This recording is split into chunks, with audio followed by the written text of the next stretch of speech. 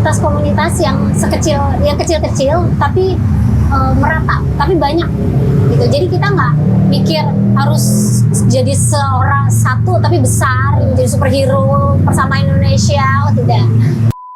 Kalau dari indikator ramah lingkungannya, dari sisi kemudahan daur ulang lebih baik plastik. Kalau kita melakukan pengelolaan sampah mandiri gitu ya, kita mempunyai kepedulian terhadap lingkungan, itu yang kita selamatkan bukan buminya, kita menyelamatkan kehidupan kita dan kehidupan anak cucu kita nanti. Sini duduk bareng ZS. Kita kembali di episode keempat. Di sini kita akan dalam rangka memperingati Hari Peduli Sampah Nasional yang akan jatuh pada hari Rabu tanggal 21 Februari. Kita akan membahas tentang topiknya lingkungan bersama dengan Teh Nadia dari komunitas Pilah Sampah. Boleh Teh mungkin memperkenalkan diri dulu. Oke, halo semuanya. Assalamualaikum warahmatullahi wabarakatuh. Perkenalkan, nama saya Nadia. Saya dari Rumah Edukasi Komunitas Pilah Sampah. Saya sehari-hari bekerja di Kementerian Lingkungan Hidup dan Kehutanan. Oke Teh, mungkin langsung aja nih Teh. Komunitas Pilah Sampah itu ngapain Teh? Jadi Rumah Edukasi Komunitas Pilah Sampah tahun ini adalah tahun ketiga berdiri. Kami mulai hadir di tengah-tengah masyarakat itu tahun 2020. Yang kami fokuskan di saat ini adalah yang pertama, kami memiliki recycling point. Jadi recycling point ini adalah bangunan atau sekarang kami sebutnya rumah, itu tempat penampungan sampah daur ulang sementara dari seluruh masyarakat. Jadi bisa dari luar kota yang mau kirim ke sini atau bisa mau di drop langsung di sini juga bisa. Jadi ini maksudnya untuk memudahkan masyarakat yang sudah mau memilah sampah dari rumah untuk bisa tetap konsisten gitu. Jadi mereka bisa kirim sewaktu-waktu ke rumah edukasi.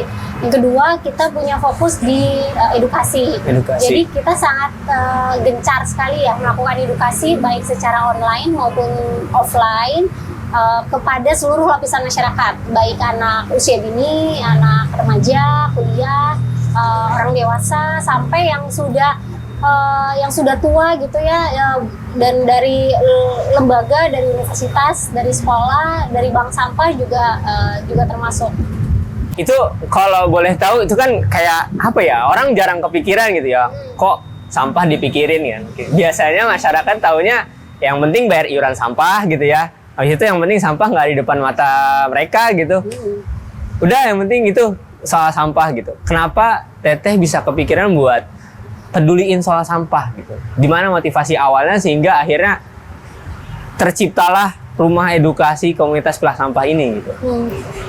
Iya, jadi yang pertama adalah knowledge ya. Jadi pengetahuan, ilmu, wawasan itu memang yang pertama kali saya cari tahu gitu mengenai sampah.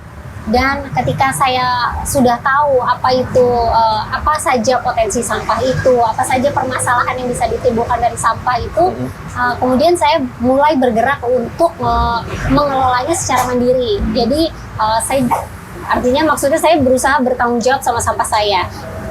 Dan sebenarnya secara aturan di Indonesia itu sudah ada bahwa setiap orang, setiap individu pelaku usaha itu wajib memilah. Hukumnya itu wajib mengelola. Mengelola sampah. Mengelolanya macam-macam, mulai dari pengurangan, pemilahan, penanggulangan, itu termasuk. Bahkan kalau yang sudah menjadi produsen sampah, dia wajib mengambil kembali take back sampah tersebut gitu. Nah, kita sebagai individu di masyarakat, kita juga menghasilkan sampah di rumah kita. Cara yang paling bisa dilakukan adalah dengan memilah dan menyetorkannya ke tempat yang bisa melanjutkan proses daur ulang gitu. Nah, setelah saya tahu informasi tersebut, saya tahu bahwa sampah ini pertama bisa punya potensi ekonomi, bisa dijual lagi kan, ada potensi ekonomi. Ketika dia didaur ulang oleh pabrik daur ulang, dia berarti menunjang sirkular ekonomi Indonesia loh. Dan dia ini punya kelebihan yaitu dia bisa membantu mengurangi laju kerusakan alam dengan cara ketika si sampah tersebut didaur ulang, maka bahan baku yang digunakan untuk membuat komoditas baru itu tidak 100% dari alam. Jadi misalnya kita menggunakan KMJ, tahu nggak plastik itu dari apa bahan baku utamanya? Minyak bumi. Minyak bumi. Udah belajar, bagus. Nah, jadi bayangkan minyak bumi itu proses pengekstraksiannya seperti apa, kemudian ketersediaannya di bumi ini juga kan bisa terhitung ya, sudah bisa terprediksi gitu berapa tahun lagi kita masih bisa menikmati minyak bumi. Nah, minyak bumi itu salah satunya digunakan untuk membuat plastik. Betul. Salah satu bahannya. Nah, ketika misalnya plastik itu hanya dari minyak bumi saja, tapi kita tidak manfaatkan dengan baik, kita tidak gunakan ulang, itu kan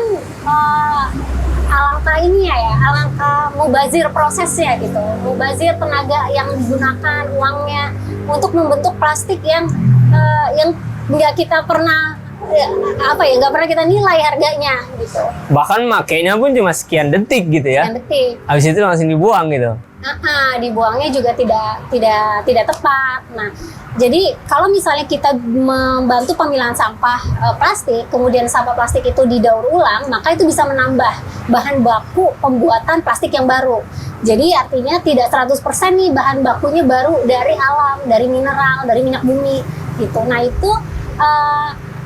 itulah yang membuat saya terus termotivasi, bersemangat supaya sumber daya alam kita ini tidak secepat itu gitu, tidak secepat itu dieksploitasi. Makanya memang pemborosan atau konsumerisme itu memang nyata bisa berdampak kepada umat ya, berdampak manusia ya, karena kondisi sumber daya alam kita yang nantinya akan berkurang gitu. Nah, dari situlah saya melakukan praktek pemilahan sampah sendiri, menyetorkan ke bank sampah. Itu mulai dari kapan deh? Itu udah lebih dari 8 tahun ya. Itu udah dari 8 tahun yang lebih. 8 tahun berarti 2015-an? 15, ya sekitar itu. Saat itu kondisi tren masyarakat soal milah sampah gitu ya, terus daur ulang sebagainya, itu kondisinya dulu kayak gimana teh? Ya udah tren belum? Kayaknya belum ya. Kayaknya belum ya. Saya dulu menyetorkan sampah itu di suatu bank sampah yang letaknya 10 kilo dari tempat saya. Jadi saya bawa sampah di mobil gitu. Rela-rela ya? Rela, sampai sekarang kan masih bawa sampah di mobil, ditaruh ke sini. Tapi ternyata memang itu membuat saya bahagia gitu ya, dengan bertanggung jawab terhadap sampah dan mengetahui saya tuh sudah berupaya mengurangi kerusakan itu, mengurangi timbulan sampah di TPA.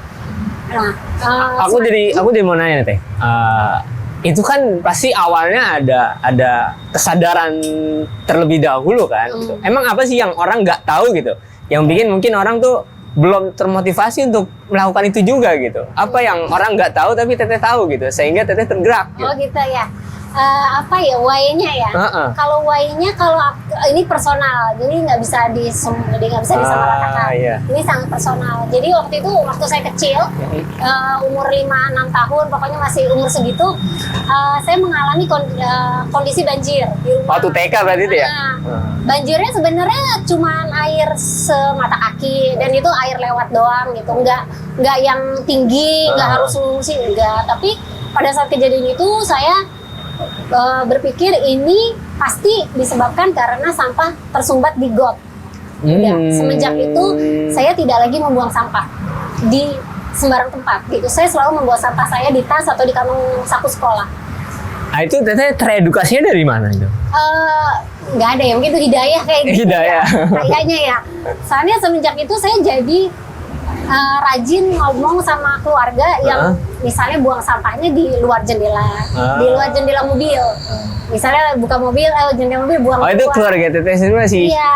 Iya kan zaman dulu mah nggak ada ya, kayak maksudnya edukasi yang atau kampanye seperti sekarang yang masif tentang lingkungan kan belum, sangat belum. Jadi saya tuh sering bukan dimarahin ya, tapi sering diprotes kayak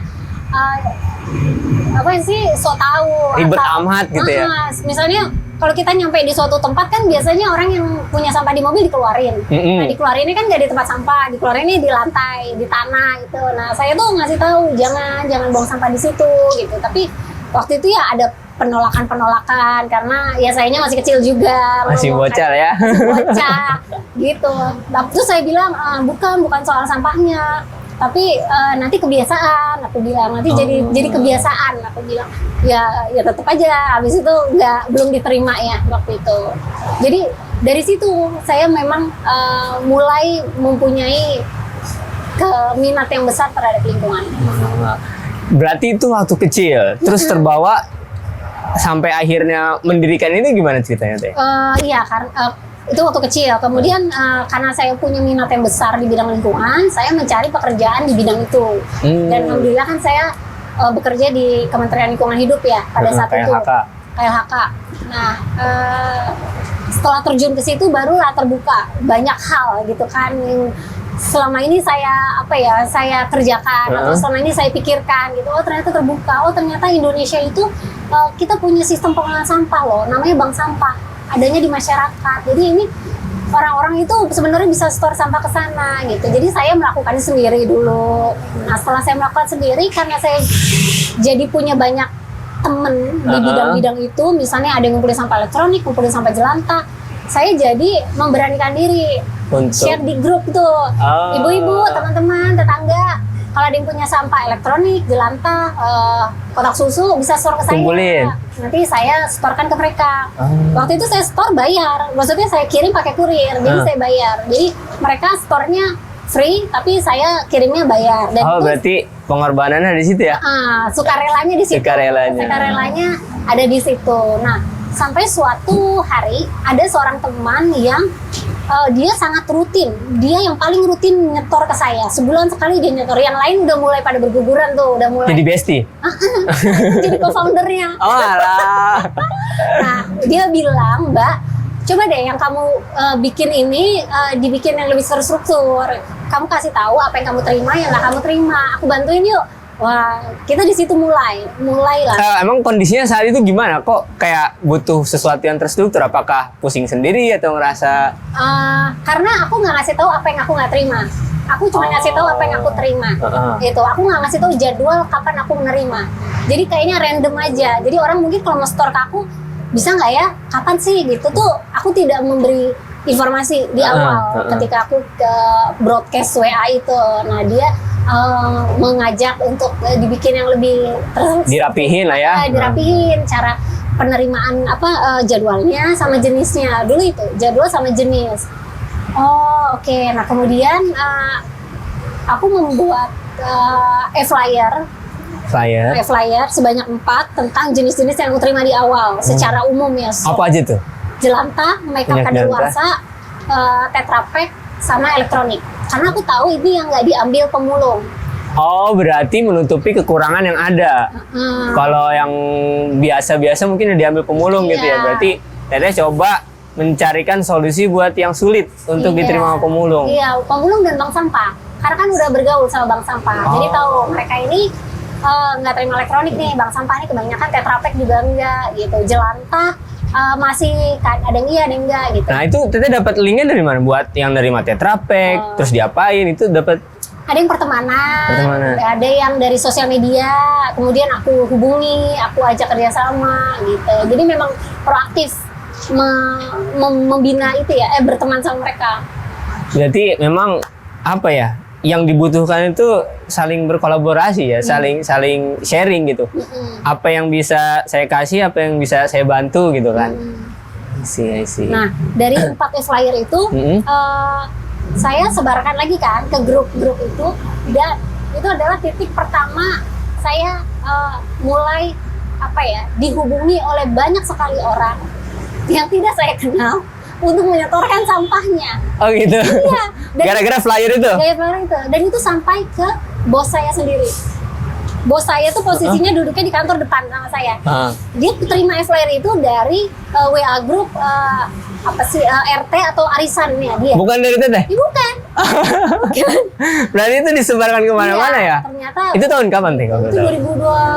2020 Masih pas pandemi? pas pandemi. Oh, kira-kira ada faktor yang mendukung nggak pas pandemi itu? Waktu. Ada waktu Oh, ada luang. Karena kan waktu. kita semua dirumahkan. Jadi kegiatan- ngelihat kegiatan. sekeliling rumah ya, ini kayaknya dikemanain gitu ya? Sebenarnya ya karena ada waktu dan tenaga ya untuk melakukan itu, karena kan jadi bisa mengalihkan tenaga yang biasanya di kantor Betul, nih. betul, Jadi iya, iya. oh ternyata aku bisa membuat sesuatu loh, aktivitas. Berarti ada hikmahnya juga ya? Pandemi banyak yang baru mulai sesuatu kayaknya di pandemi itu. Itu sampai bos Teteh sendiri dapat flyer dari orang lain gitu. Terus akhirnya berkembangnya itu gimana lagi Teh? Nah, terus mulai banyak kan yang menghubungi siapa Iya. dia gitu. Mau store, oh iya silakan. Udah pokoknya di WA banyak sekali karena kontak personnya 2, saya dan teman saya itu. Tapi yang nomor satunya saya. Udah. Terus ada yang bertanya, di salah satu yang orang-orang yang saya nggak kenal itu bertanya mulai lebih detail. Kamu siapa? Kamu dari perusahaan mana? Ini mau dikemanakan? Pokoknya Mulai agak ini ya, galak gitu. nggak galak sih, mungkin sangat detail dia kepengen tahunya ya. Sangat detail supaya nggak disalahgunakan mungkin juga. Betul. Oh ternyata orang butuh kejelasan siapa kita nih gitu, bukan cuma sekedar flyer yang di-blast aja. Iya. Nah mulailah kita bikin Instagram di situ. Apalagi kita belum punya Instagram. Oh gitu. Kita baru mulai punya Instagram semenjak ada pertanyaan dari orang itu. Oh, untuk menjawab apa ya? Mungkin jaminan gitu ya. Iya. Jaminan ini benar-benar bertanggung jawab atau enggak? Iya, dan kita kemanakan, berapa yang terkumpul. Jadi awal-awal memang kita tuh mendokumentasikan sampai yang terkumpul segini kita foto. Waktu itu kan posisinya di rumah saya ya, kebetulan di foto. Terus terima kasih kepada teman pemilah yang sudah mengurutkan sampah. Jadi mereka yang store tuh tahu bahwa kita sudah menerima dan ya nanti kita akan proses. Kebahagiaannya terlihat gitu ya. Kalau wah sampah saya nih disetorin ke orang yang bertanggung jawab gitu ya. Kalau dari Teteh sendiri ada kebahagiaan nggak sih? Ketika apa ya, orang tuh banyak yang hubungin, terus akhirnya sampahnya ini jadi terkelola gitu. Iya, ya pasti. Itu apa yang Teteh rasain gitu? Kebahagiaan apa yang Teteh rasain?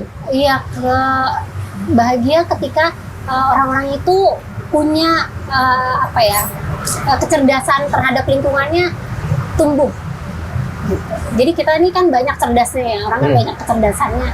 Tapi kecerdasan sama lingkungan, kepekaan sama lingkungan itu memang tidak diajarkan di bangku sekolah dan juga di rumah.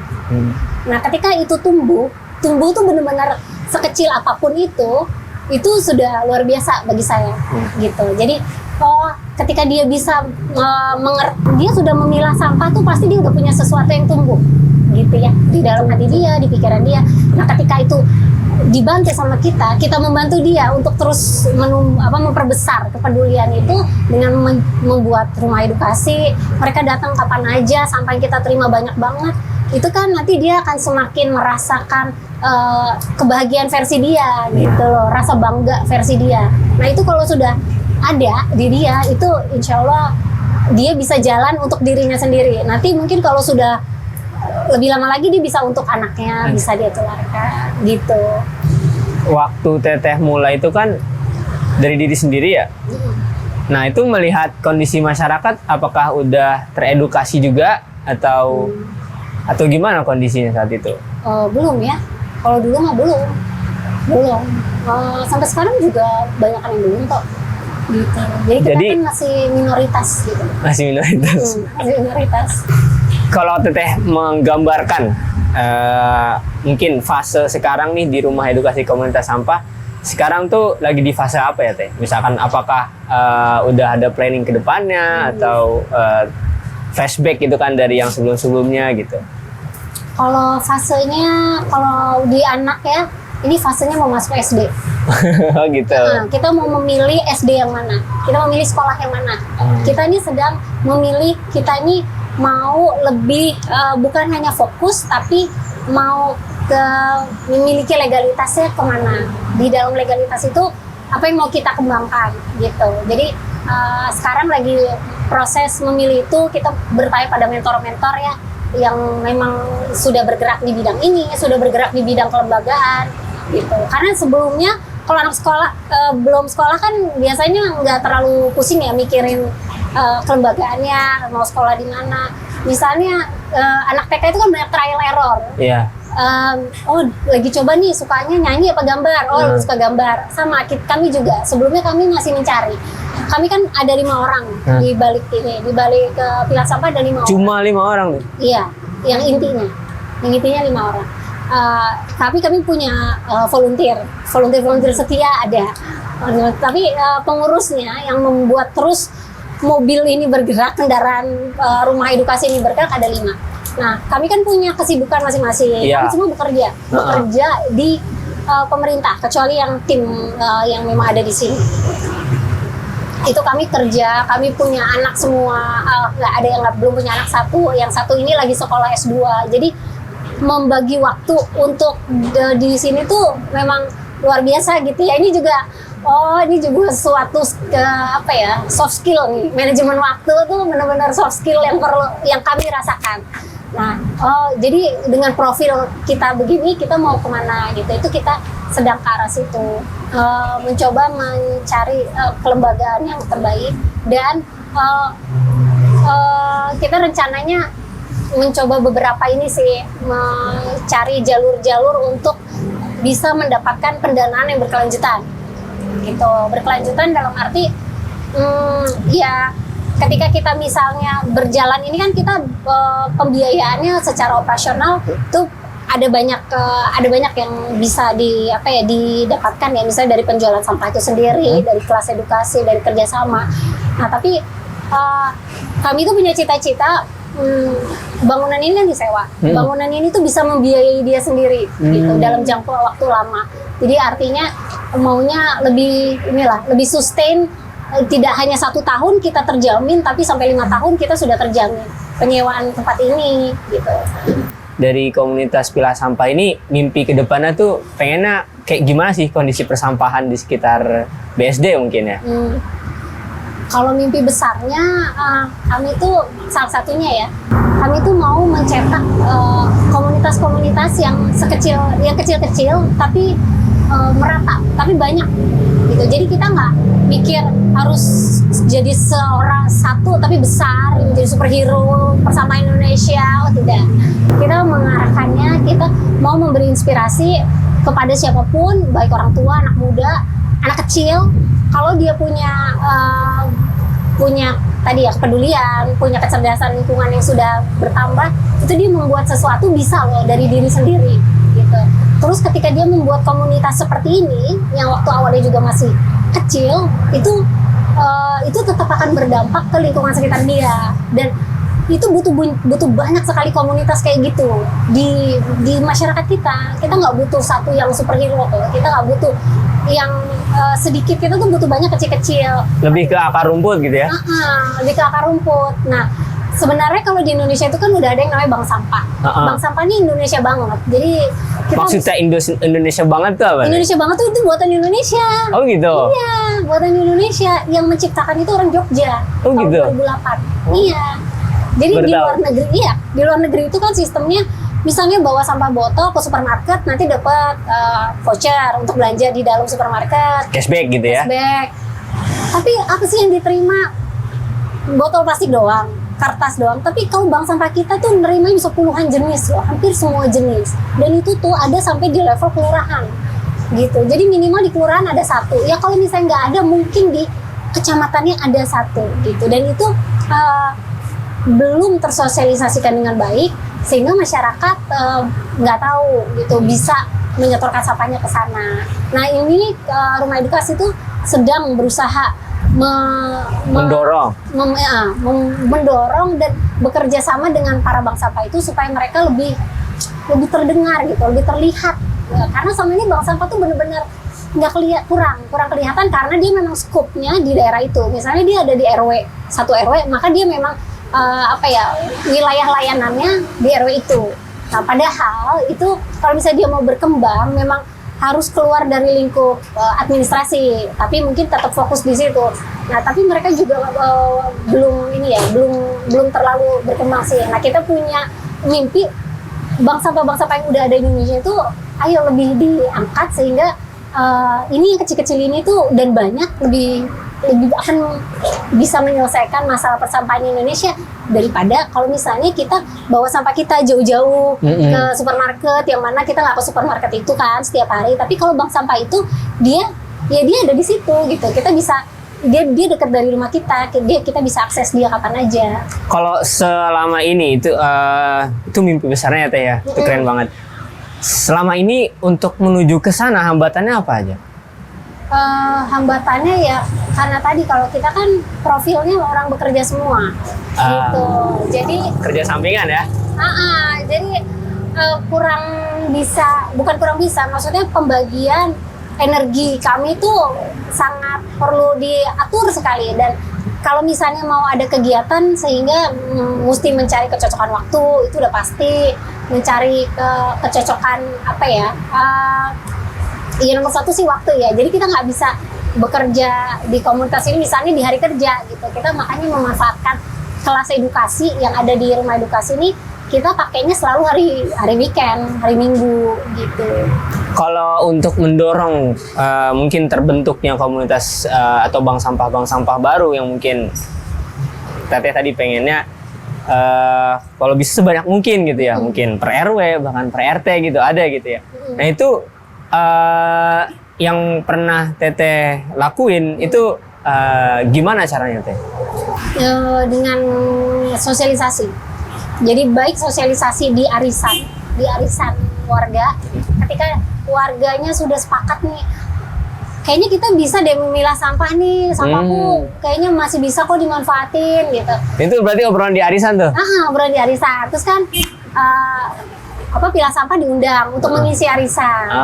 Jadi mereka dikasih tahu tuh step-stepnya, terus kita kasih tahu tips-tipsnya, kondisi sampahnya harus begini, tempat penampungan sampahnya di RT-nya nanti kalau bisa seperti ini, pengambilannya setiap hari apa, nanti bisa juga dikasih kontak-kontak kepada siapa yang akan ngambil gitu ya, off-takernya gitu. Jadi kita memberikan informasi itu supaya mereka bisa melanjutkan tuh niat baiknya. Nah, terus kita juga datang ke misalnya melakukan sosialisasi ke sekolah. Jadi dalam waktu dekat nih hari HPSN itu komunitas pilah sampah bekerja sama dengan bank sampah, dengan sekolah, tim fasilitasi CSR Tangsel, kemudian dengan startup. Itu kita bikin TOT guru di area Tangsel dalam rangka HPSN.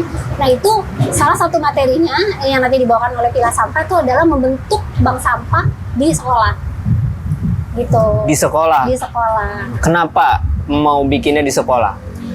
Ya karena pendidikan lingkungan itu pilihannya cuma dua, kalau nggak di sekolah di rumah gitu. Kalau nggak di sekolah di rumah. Jadi kalau di sekolah mereka sudah bisa bikin bank sampah yang mana itu sudah ada sistemnya, mereka tinggal pakai, tinggal sesuaikan, ada SOP-nya gitu. Mereka tinggal bikin timnya sama nanti penjadwalannya disesuaikan gitu. Kalau misalnya di sekolah sudah ada bank sampah, itu kan muridnya kan ratusan ya, bisa langsung teredukasi. Nah, ketika sudah langsung teredukasi sebanyak itu, harapannya anak-anak itu cerita ke rumah.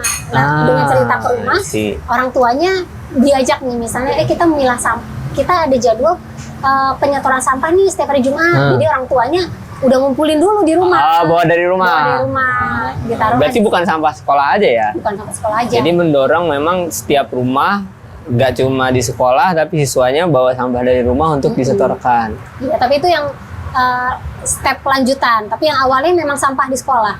Yang udah berjalan atau kedepannya program yang pengen dijalanin tuh buat ke sekolah kira-kira apa tuh? Jadi kalau untuk sekolah, kalau dari komunitas pilah sampah, kita pertama itu sering menjadi tempat kunjungan sekolah. Kesini belajar? Khususnya untuk anak usia dini. Jadi untuk anak TK sama untuk anak SD yang usianya masih kecil-kecil ya, SD kelas 1, 2, 3. Kenapa tuh? Yang diincar sama anak-anak kecil? Iya, ternyata guru-gurunya itu mereka mau menanamkan menanamkan pemikiran bahwa sampah itu bisa terpilah. Gitu. Jadi mereka mau mengedukasi tentang pemilahan sampah. Yang kedua tentang pemanfaatan barang bekas. Jadi ini tuh contohnya kalau pemanfaatan barang bekas yang anak usia dini tuh ini salah satu hasilnya. Jadi ini kan di anak-anak jajan es krim. Enggak, ini sebenarnya ininya botol. Di dalamnya itu ada botol. Di dalamnya itu ada botol plastik. Ini ya guys ya botol nih. Itu botol plastik bekas yang udah dicuci. Jadi kalau di kita itu kalau setiap barang bekas yang mau dikaryakan itu akan kita cuci bersih. Nah, sama kita bikin ke prakarya kayak gini. Ini dalamnya itu ada tutup botol. Sama ada karton tipis. Karton untuk untuk jadi penutupnya. Nah, jadi kalau sama anak usia dini memang cara mereka belajar kan dengan bermain. Jadi dengan membuat hasil prakarya yang mereka yang mereka sukai, yang memang bagi mereka itu bagus. Kita bisa menyelipkan pesan-pesan bahwa jenis botol bekas ini, tutup botol ini, kalau misalnya kita cuci dulu, kita bersihkan, ini bisa kita manfaatkan lagi loh. Jadi ini bukan sampah. Lebih menghargai barang-barang di sekitar kita, instead of kita langsung ini mah udah nggak guna lagi ya dibuang gitu ya. Iya. Dan minta beli gitu loh. Itu yang mungkin mindset paling utamanya ya soal cara pandang kita soal barang sebelum dia jadi sampah gitu kan. Karena kadang kalau kita buang sampah artinya kita menganggap itu udah nggak ada nilai lagi bagi kita gitu kan. Dan itu memang strategis banget ya kalau dari kecil ya. Sebenarnya ada TK teh di rumah aku ya. Di rumah aku ada TK. Dan yang paling concerning bagi aku sebenarnya jajanan mereka, bekal mereka itu semua pasti pakai kemasan plastik gitu kan. Apalagi jajanan tuh semuanya pakai yang plastik saset yang dalamnya itu ada aluminiumnya gitu kan. Nah, itu kira-kira masuk gak mereka dalam edukasi kayak gitu ke sana juga? Iya.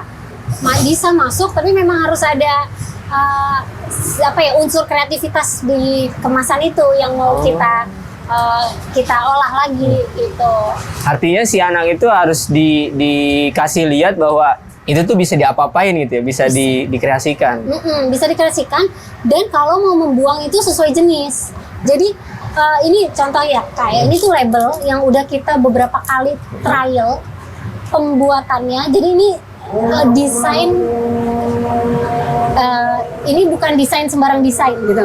Jadi kita itu udah bikin ini beberapa kali sampai akhirnya jadi model seperti ini. Ini adalah model yang paling memudahkan orang awam untuk memilah sampah sesuai jenis. Jadi ada tulisan, ada pilihan gambar, dan bukan simbol, langsung gambar produk yang ada di masyarakat. Gitu, produk yang ada di rumah. Bukan nggak boleh icon gitu ya, nggak boleh representasi. Nggak apa-apa pakai merek, justru dengan merek dia bisa langsung tahu, oh yang model ini bisa, berarti yang model ini juga bisa, yang merek ini juga bisa gitu. Terus ini barang-barang yang ada di rumah. Emberan tuh maksudnya apa teh? Emberan tuh itu sih bahasa ini ya, bahasa pelapak untuk tapi nggak ada di si ember sih ini. Iya, tapi maksudnya jenis plastik keras. Oh, plastik keras itu emberan.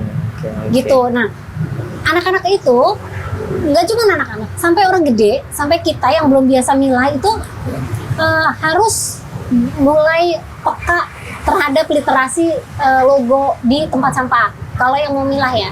Jadi misalnya ada tempat sampah di mall, di pasar, di sekolah, atau di tempat umum. Tapi orangnya kan suka nggak peduli ya, sama apapun yang ditulis, apapun yang gambarnya. Nah, itu taunya tempat sampah lah ya. Yang penting tempat sampah, yang penting aku tidak buang sampah sembarangan. Nah, itu kan sudah bukan eranya. Iya, sudah bukan eranya ya guys. Sudah bukan eranya.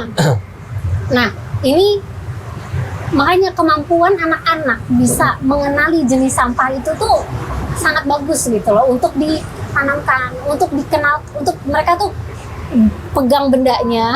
Oh, ini plastik, bunyinya kresek-kresek, taruh mana gitu, dan dia akan cari gitu mana yang sama gitu. Jadi ketika nanti dia di tempat umum yang logonya udah beda-beda semua, icon aja, dia tetap bisa mengenali, oh ini botol, oh ini kertas. Kadang kertas itu ada tulisan kertas tapi paper. Ya misalnya orang yang nggak tahu paper, nanti belum tentu dia jadi ngerti bisa buang sampah tepilah. Makanya artinya edukasi atau pemilahan sampah itu sekarang harus sudah mulai seperti ini ya? Nggak bisa lagi kalau tulisan doang gitu. Iya, kalau bisa sih gitu. Bener-bener langsung ada contohnya. Ini yang untuk awam sih, menurut kami ini udah yang paling mudah gitu. Jadi kalau misalnya dia lihat sendiri udah tahu, udah nggak bingung lagi. Kenapa harus sedetail itu teh? Kayak misalkan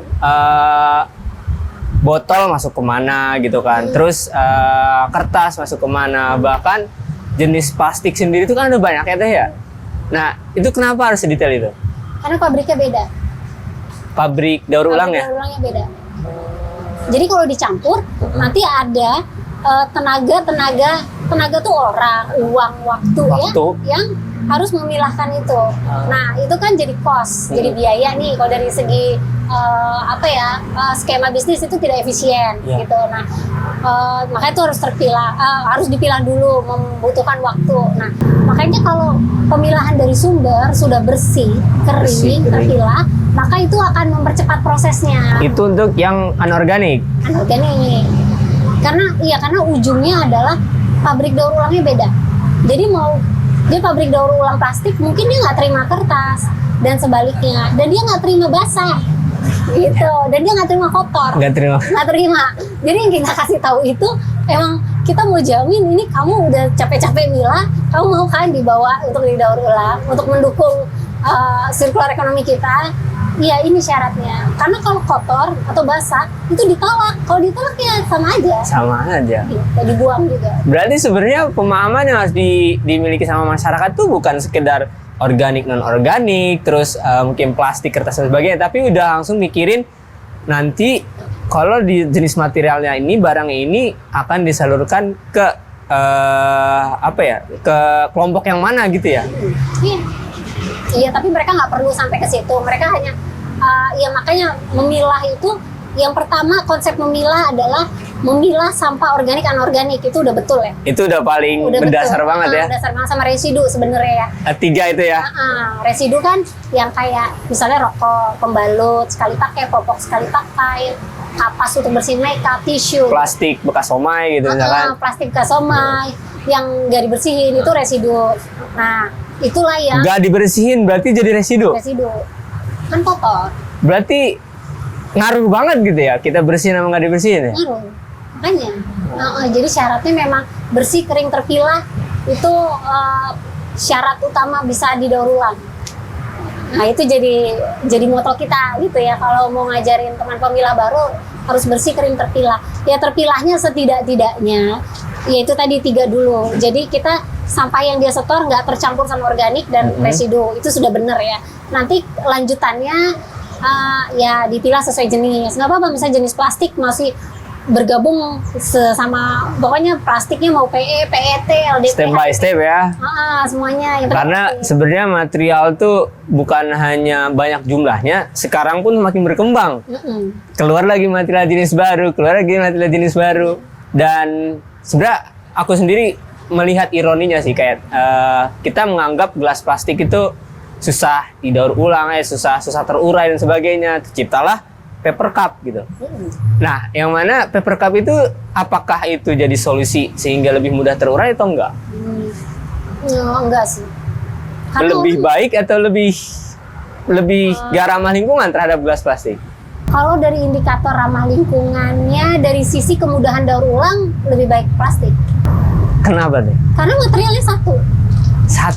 Sedangkan kalau paper cup, jadi itu masuknya multi layer. Kan lebih dari 1 layer, lebih dari 1 lapisan. Dia ada lapisan plastik di dalam sama lapisan kertas di luar. Yang mana tahu nggak cara ngelepasinnya? Gimana deh? Direndam air. Itu kalau direndam air itu terpisah, karena nanti kan plastiknya jadi sobek ya, jadi lembek. Kertasnya? Kertasnya jadi lembek, nah itu akan terlepas. Bisa kita lepas. Itu aku udah percobaan di rumah.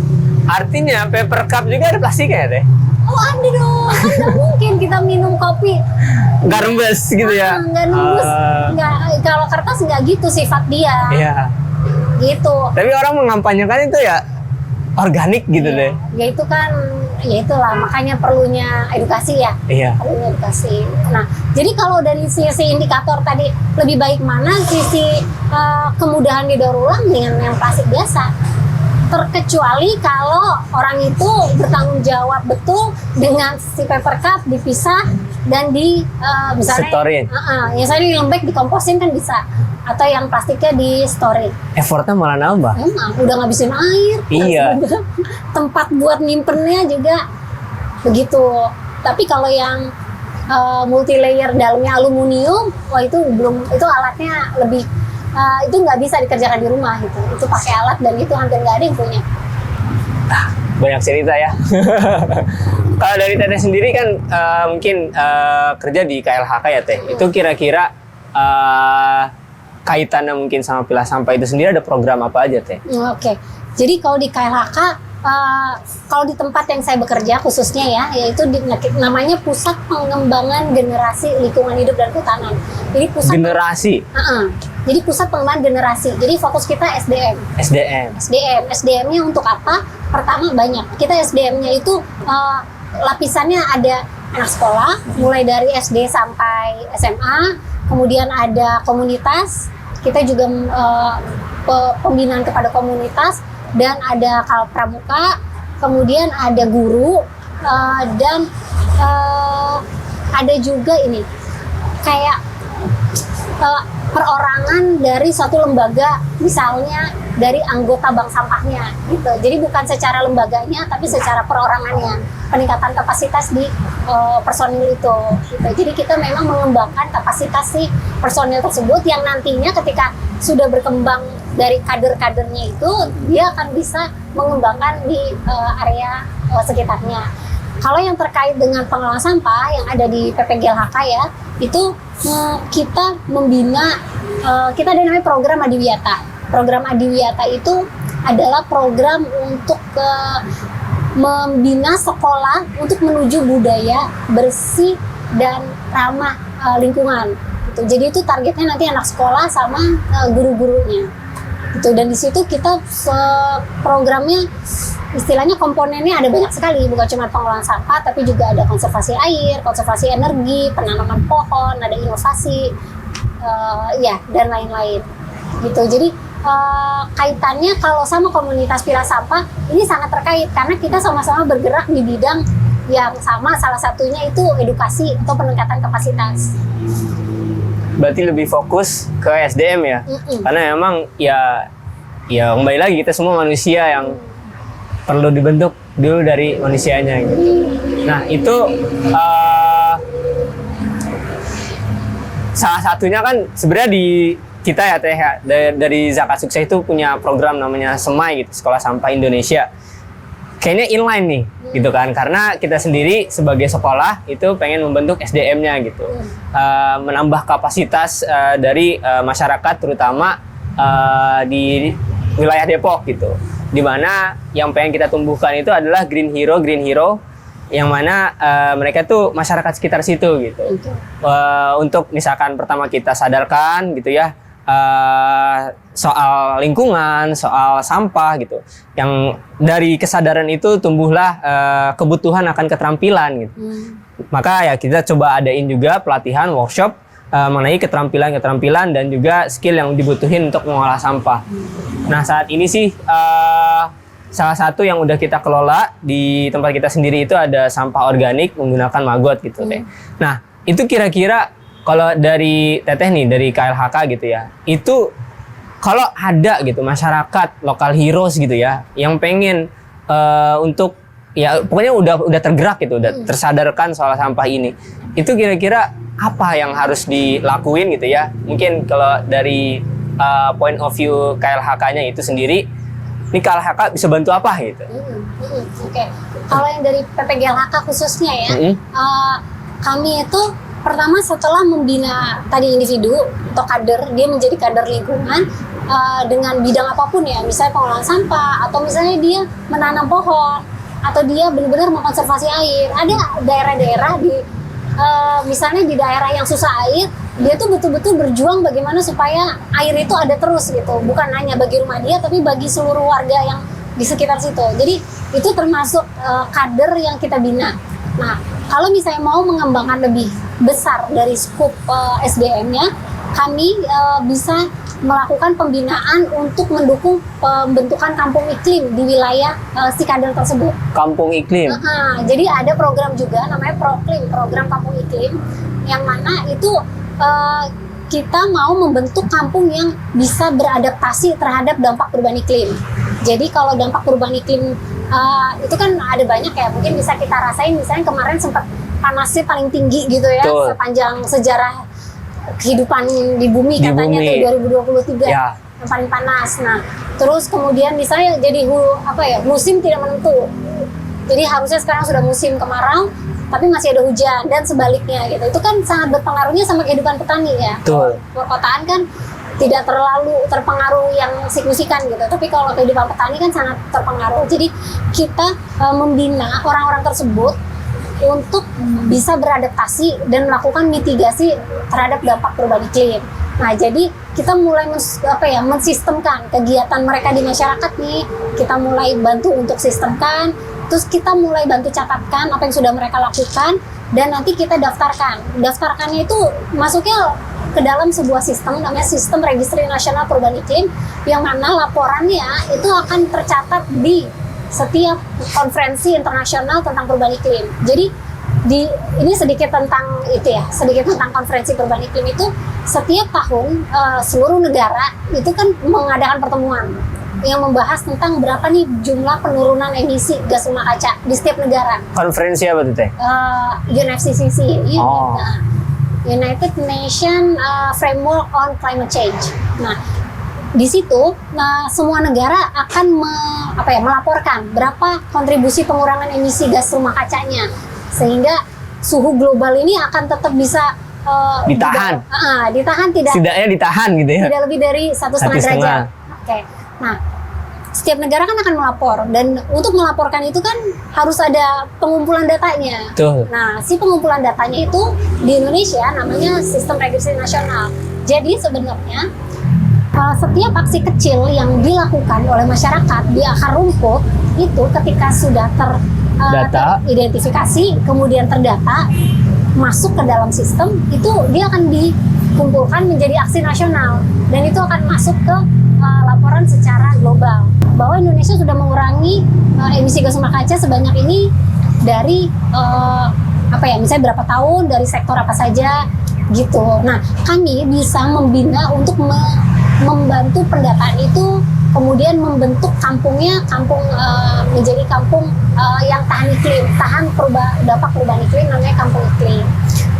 Aku jadi penasaran deh soal data tadi tuh, registri dan pendataan. Itu biasanya masyarakat jadi skeptis deh. Apa untungnya dia masuk ke dalam pendataan itu gitu? Tidak skeptis, mereka justru sangat merasa mereka direkognisi apa yang sudah aku lakukan. Bayangin ada orang di daerah susah air, dia berjuang menanam pohon setiap hari dalam hidupnya minimal 1 kali, 1 pohon 1 hari. Itu ada orang yang seperti itu untuk menyelamatkan air di situ sampai akhirnya airnya nggak kering lagi, dan itu direkognisi, diakui, dihargai, itu ya, dihargai. Kemudian yuk kita bantu catatkan, kita bantu data apa yang sudah dilakukan oleh Bapak Ibu di sana. Kemudian itu akan kita masukkan ke laporan tingkat global gitu.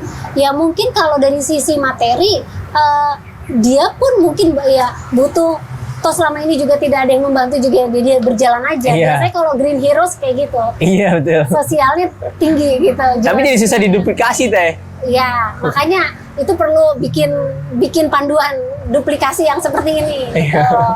Nah, itu orang akan merasa dihargai, dan ketika merasa dihargai dia punya suntikan energi lagi untuk melakukannya. Nah, ketika saat kampung iklim itu terbentuk, dia kalau dari programnya sih memberikannya, kalau penghargaannya ada sertifikatnya, ada trofinya, dan kalau misalnya ada bantuan materi itu tergantung dari pimpinan daerah setempat. Apakah mau memberikan hadiah gitu ya terhadap lokasi atau lembaga yang sudah menjadikan areanya itu tahan terhadap dampak perubahan iklim. Setelah pendataan teh, itu kan kalau dalam metode ilmiah kita ngedata gitu ya. Next stepnya apa teh setelah itu? Kalau untuk Proklim adalah menjadi laporan capaian pengurangan emisi tadi. Gitu. Itu kan menjadi komitmen. Jadi setiap negara itu punya komitmen. Komitmennya itu diratifikasi menjadi undang-undang, menjadi peraturan. Jadi komitmen tingkat global kan tidak sembarangan gitu ya. Jadi kita berkomitmen mengurangi Indonesia itu berkomitmen mengurangi misalnya tingkat penurunan CO2 tahun 2030 sebesar 43%. Nah itu kan akan ditanya pertanggungjawabannya gitu, dan akan ditanya datanya dari sektor apa saja, dan sektor pesampahan itu masuk. Jadi ada beberapa sektor pesampahan, sektor industri, energi, Air, bukan yang terkait polusi, land use, alih fungsi lahan gitu. Nah itu ada sektor-sektornya yang harus mengupayakan itu. Nah jadi karena itu sudah jadi mandat dari tingkat global masuk ke nasional dan sampai ke akar rumput, ya itulah yang kita upayakan, yang namanya tadi bekerja sama, berkolaborasi, pentahelix gitu. Itu kan semua dari swasta juga ikut melaporkan gitu. Itu menjadi capaian Indonesia. berarti kalau misalkan ada yang pengen masuk ke dalam data registry tersebut bisa ngontak teteh nih? Bisa gitu. Kita punya kriteria untuk bisa dibina, kita punya kriteria untuk bisa didaftarkan ke dalam sistem itu. Jadi tidak semua komunitas yang bisa baru bergerak 3 bulan gitu belum bisa. Jadi memang harus ada keberlanjutan dulu yang kita kurasi ya. Apa saja kegiatannya, sudah berapa lama berjalan, bagaimana kepengurusannya, yang seperti itu, supaya menjamin nanti di beberapa tahun ke depan itu dia akan terus berjalan. Menarik itu, karena salah satu yang pengen kita capai juga di Semai gitu ya. Ya memang betul bahwasanya pengolahan sampah itu banyak dilakukan sama masyarakat. Cuma mungkin mereka belum punya concern terhadap portofolio, pendataan gitu ya. Mungkin seberapa besar sih pencapaian selama ini gitu kan. Seberapa banyak sampah yang udah terkelola gitu kan. Yang mana itu bisa jadi bisa jadi basis juga untuk menentukan next step-nya apa gitu ya.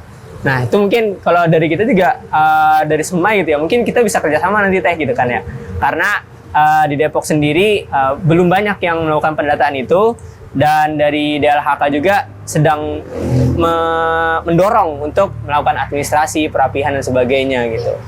Itu kalau dari KLHK-nya itu sendiri, kira-kira cara nge-reach out-nya itu gimana teh? Misalkan dari kita nih mau kerjasama sama teteh gitu. Bisa pertama melakukan audiensi bisa ke PPGLHK. Tapi kalau misalnya terkait untuk pendataan sampah saja, ya, bank sampah misalnya, itu di salah satu dirjen di KLHK namanya Direktorat Jenderal Pengelolaan Sampah dan Limbah B3, itu dia punya sebuah sistem namanya SIMBA, sistem bank sampah. Nah itu data-data yang terkumpul di bank sampah itu masuk ke situ, dan itu juga akan terdaftar nanti gitu. Jadi memang kita kayak tadi ya, kita ya perlu menggali ya, perlu belajar gitu ya, ini bisa berkolaborasi atau bisa berkontribusinya untuk skala daerah seperti apa, skala nasional seperti apa, dan itu memang perlu berkomunikasi kepada Pemda setempat atau instansi setempat yang memang membidangi. Kalau misalnya di KLHK terkait pembentukan kampung iklim, sebenarnya itu ada dirjen yang pengampunya, yang utamanya namanya Dirjen PPI, Pengendalian Perubahan Iklim. Dia yang merunning sistem SRM tadi. Nah kalau PPGLHK kita sebenarnya masuk ke SDM-nya, SDM local heroes-nya untuk membentuk itu, untuk membentuk kampung iklimnya. Jadi kalau misalnya mau ada kolaborasi dengan PPGLHK, silakan bisa datang ke kantor, melakukan audiensi tentang apa yang sedang dikerjakan, apa rencana kerjasamanya. Nanti ya kita bisa berdiskusi. Jadi merembet sampai ke iklim ya. Iya. Memang sebenarnya dalam mengelola sampah itu sendiri, kita pasti banyak faktor yang harusnya bisa jadi motivasi lah. Udah cukup lah gitu. Menyelamatkan generasi masa depan itu kan, dari sisi kesehatan, dari sisi lingkungan, sosial, dan ujung-ujungnya ya menyelamatkan bumi juga gitu kan, karena nggak terlepas dari dampak iklim yang kita hasilkan gitu. Ya mungkin dari Teteh nih, sebelum kita tutup, ada closing statement mungkin buat para penonton nih. Buat para penonton.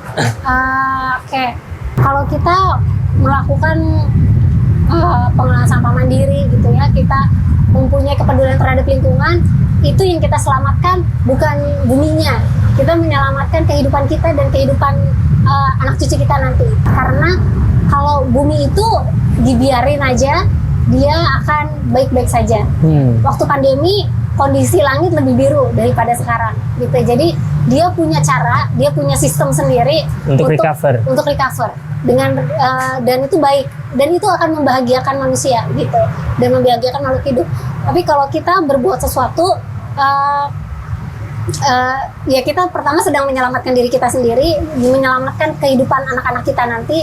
Dan kalau bagiku pribadi, itu bentuk rasa syukurku terhadap kepada Allah yang sudah memberikan lingkungan yang baik ini gitu.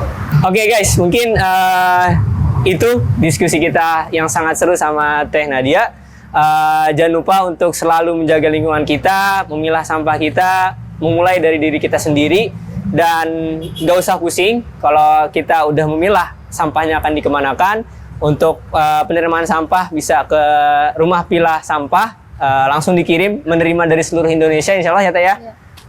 Dan selalu peduli dengan lingkungan kita, dan ikuti terus podcast kita Duduk Bareng ZS. Terima kasih. Wassalamualaikum warahmatullahi wabarakatuh. Assalamualaikum warahmatullahi wabarakatuh.